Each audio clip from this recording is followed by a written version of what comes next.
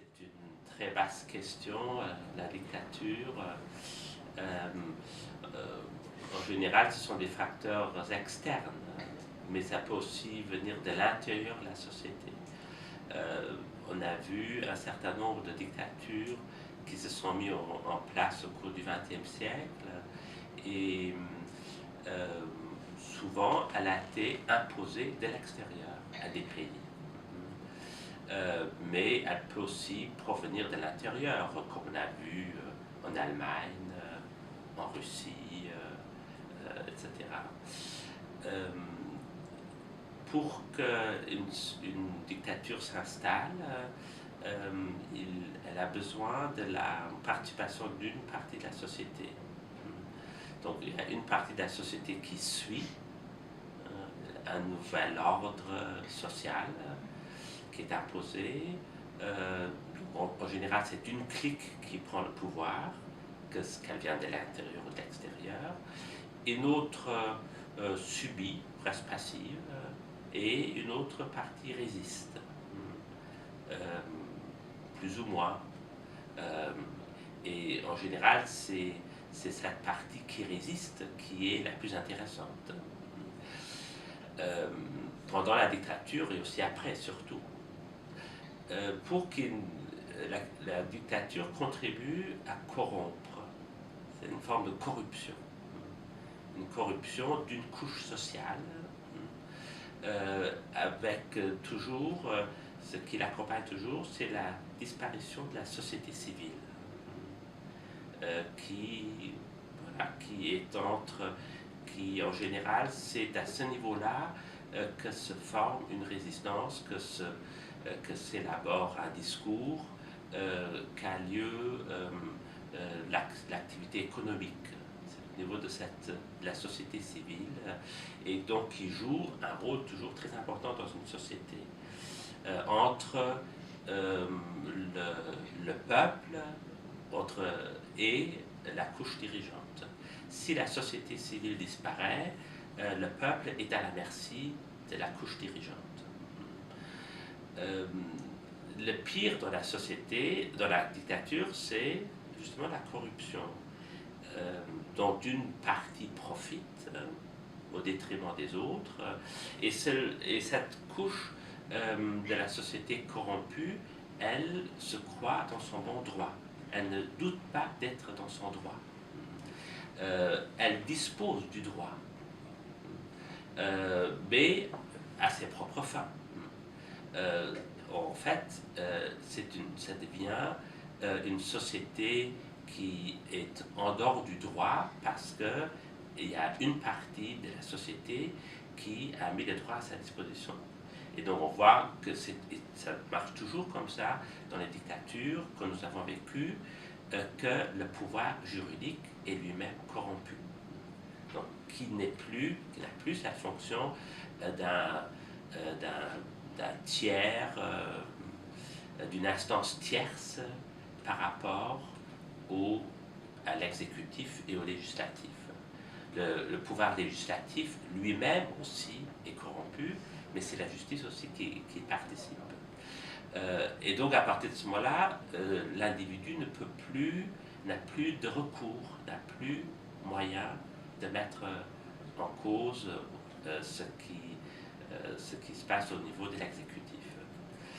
Alors le pire, c'est que même les individus sincères au droit, pour survivre, sont souvent obligés de se corrompre. Ils sont corrompus par le fait même que le système fonctionne ainsi.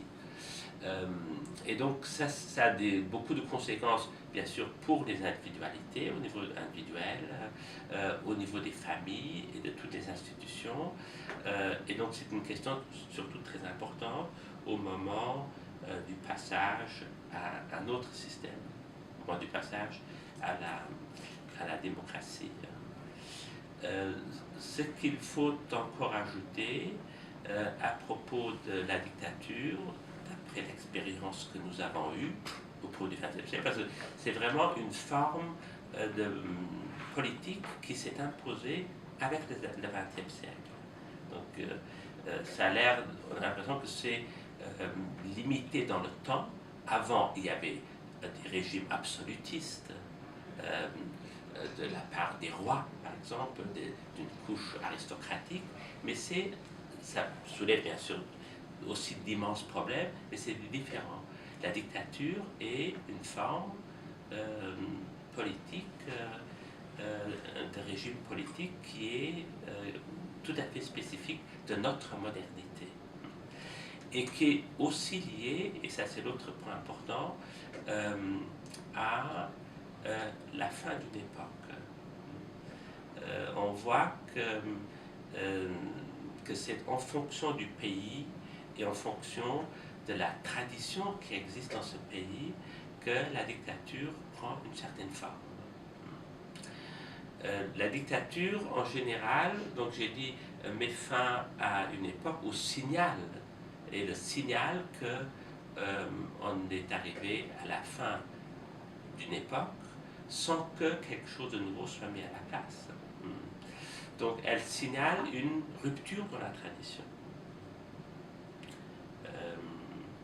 Et donc de ce point de vue, on voit justement différentes formes de dictature s'accompagnant d'un régime totalitaire ou non.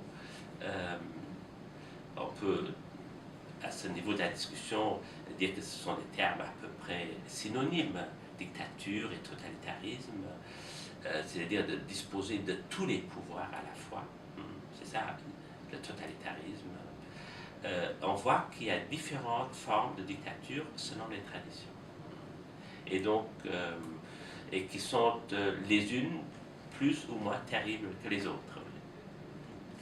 On voit en Chine une autre situation qu'en Union soviétique ou dans l'Allemagne nazie. Mais on a vu, justement, si on prend ces trois grands pôles, bon, il faudrait aussi ajouter l'Amérique latine, où c'est encore une autre spécificité, mais c'est chaque pays qui, à un moment donné, au cours du XXe siècle, a dû se situer par rapport à sa tradition politique et aussi sociétale pour, d'une certaine façon, se réinventer. Après, la dictature, et on l'a vu, est toujours un passage. Dans une des dictatures les plus terribles, dans l'Allemagne nazie, c'était un passage qui a duré 12 ans. Donc c'était relativement limité dans le temps. Mais on a vu dans si peu de temps quel ravage ça a pu faire. Mais pour l'Union soviétique, c'était un passage qui était très long, qui était on peut dire de 17 jusqu'en 89. Donc c'était un temps infiniment plus long, et donc qui a aussi, donc, de ce fait-là, laissé des traces beaucoup plus difficiles à effacer.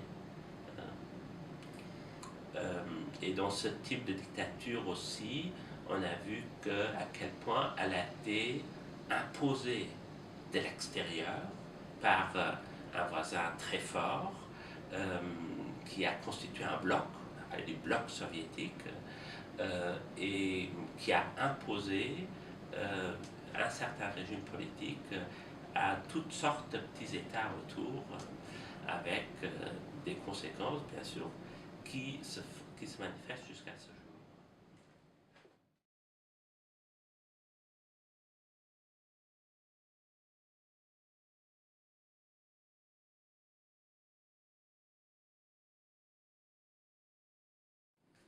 La famille est un autre lieu, on a parlé de la société tout à l'heure, la famille est un autre lieu qui a subi un clivage très important au cours on peut dire surtout depuis l'après-guerre, depuis la fin de la Seconde Guerre mondiale.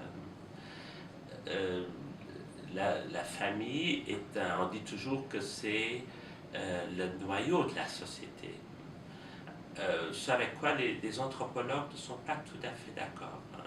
Ils disent que ce n'est pas forcément sur la famille que se construit la société, mais que, comme dit Lévi-Strauss, la famille, dans une certaine façon, s'oppose à la société. Et la société, d'une certaine façon, est l'ennemi de la famille. Pourquoi? Parce que pour que une société fonctionne, pour qu'elle se construise, la famille doit se dissoudre.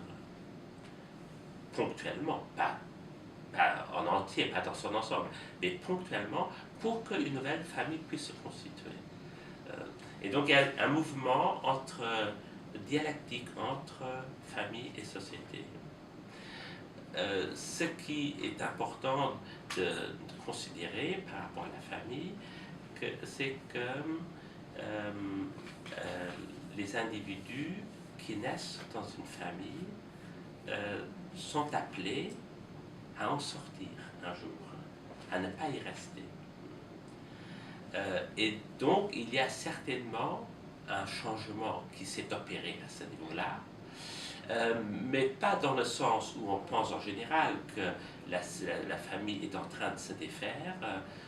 Elle est en train de se défaire sur un certain point, mais de se reconstituer sur un autre point, mais de se reconstituer autrement, avec le résultat très étonnant qu'on constate que les individus sortent plus difficilement des familles. Contrairement à ce qui s'est produit encore dans les générations précédentes. Mais tout dépend bien sûr du contexte. Si on prend le contexte rural, par exemple, à la campagne, les gens restaient dans les familles, ils naissaient dans leur famille, mouraient dans leur famille, n'en sortaient jamais. Ou voilà, c'était le parcours habituel. Alors, à notre époque, la question qui se pose, c'est comment ce lien familial peut être clivé. D'abord, comment est-ce qu'il se constitue, et d'autre part, comment est-ce qu'il peut être clivé? Comment peut-on sortir d'une famille? C'est-à-dire dans quelle mesure ce lien peut-il supporter une coupure, un clivage. Et ce à quoi on assiste à l'heure actuelle, c'est qu'il y a toutes sortes de symptômes qui apparaissent, qui paraissent nouveaux. On parle d'une nouvelle clinique, je ne pense pas qu'elle soit tellement nouvelle, mais ce qui change fondamentalement, c'est la demande. C'est la demande qui s'adresse pas directement aux psychanalystes, mais indirectement quand même, qui s'intéresse peut-être à d'autres gens que psychanalystes, comme Safran le suggère, aux institutions. Effectivement, c'est une demande qui est le plus souvent prise en charge par des institutions sociales ou psychiatriques ou d'autres groupements. Mais c'est aux psychanalystes de se poser la question dans quelle mesure il peut amener aussi ces gens-là qui n'ont pas une demande d'analyse proprement dite, comment il peut les amener à faire un travail de réflexion et d'élaboration sur ce lien qui les tient. Donc certainement les demandes ont changé, ce ne sont plus les mêmes, mais c'est aussi une difficulté pour les psychanalystes d'entendre ces demandes, parce que ce ne sont pas des demandes directes d'une analyse, mais des demandes qui nécessitent peut-être une préparation bien plus longue pour amener quelqu'un à faire un travail analytique. Donc des gens qui s'adressent d'abord avec leur souffrance à des institutions qui existent, sociales, psychiatriques, et qui, de temps à autre, peuvent être amenés à poursuivre une élaboration plus poussée de ce lien qui les tient et qui les enferme.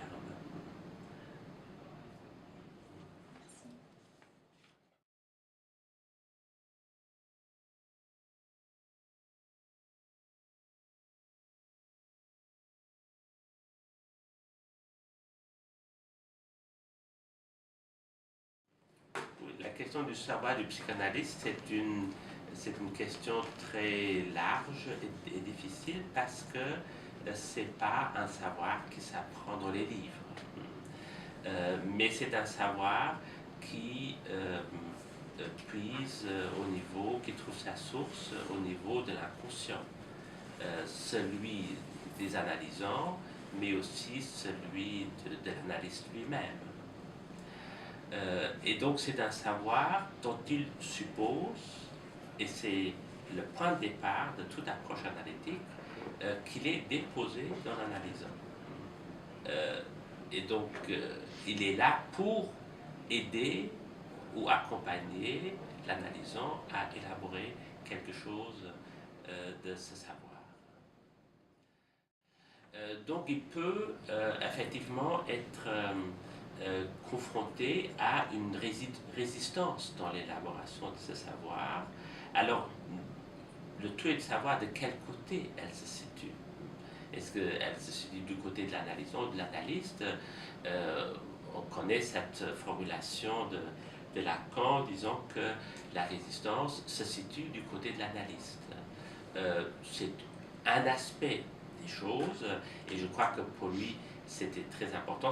Il faut situer cette formule dans le contexte de l'époque, où il s'est surtout insurgé contre l'interprétation des résistances, constituées unilatéralement du côté de l'analysant.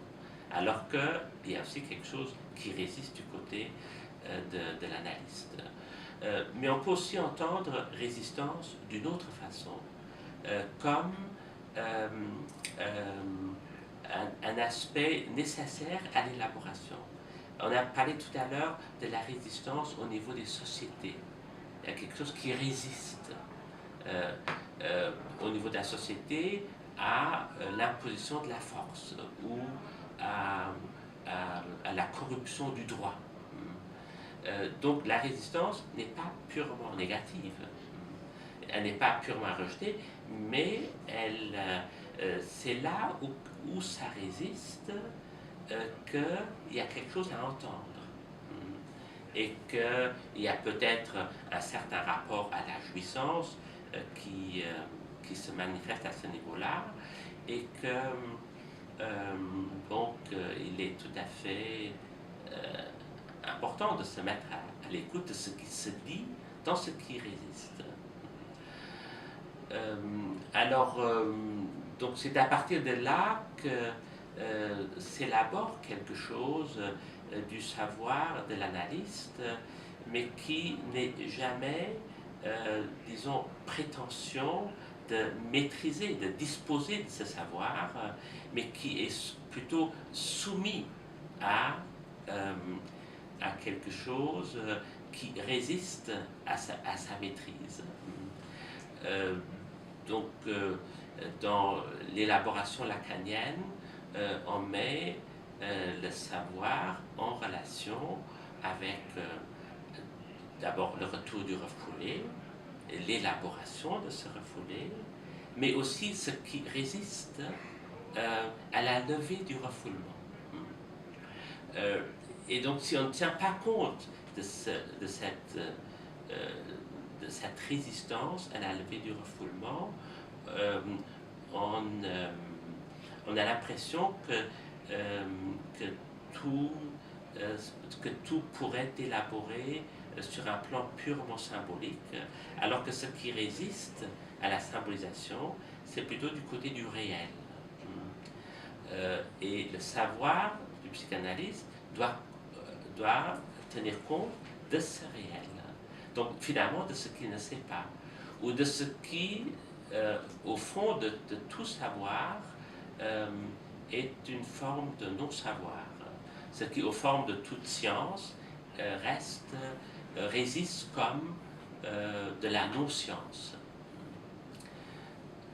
Et c'est à ce niveau-là que, donc j'ai dit que se situe le réel, en quelque sorte comme un noyau qui résiste, ce que Freud appelle le primaire.